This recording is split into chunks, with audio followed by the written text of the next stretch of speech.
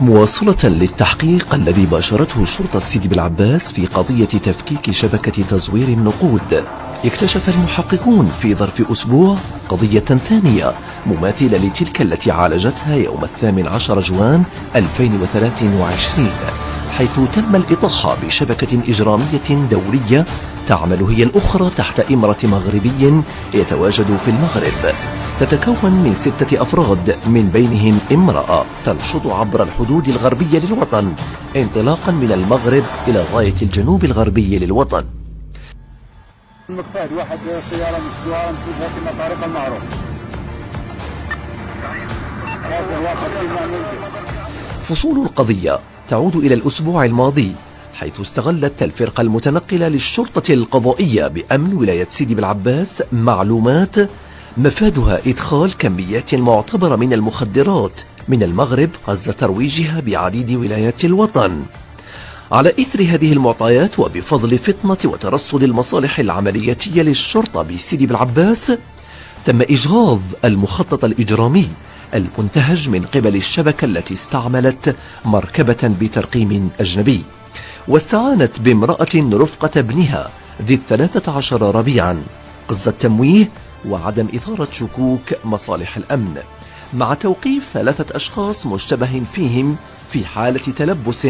على متن ذات المركبة التي ضبط بداخلها أيضا صفائح من المخدرات قدر وزنها بحوالي 75 كيلوغرام من الكيف المعالج. قادت التحريات مع المشتبه فيهم التي تمت تحت إشراف النيابة المختصة إقليميا إلى توقيف شخصين آخرين وكشف نوايا خبيثة لأفراد العصابة تربطهم اتصالات مع مغاربة حاولوا ضرب الاقتصاد الوطني وإغراق بلادنا بالمخدرات.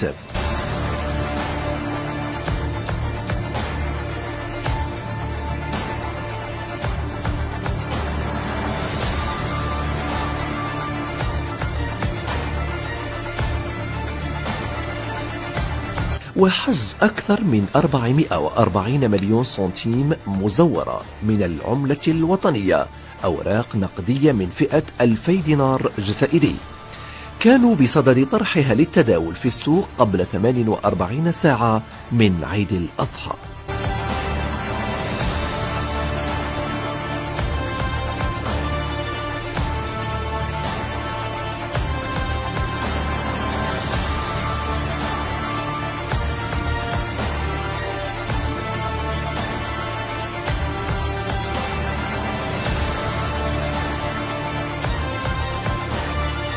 تم تقديم المشتبه فيهم أمام السيد وكيل الجمهورية لدى محكمة تلاغ،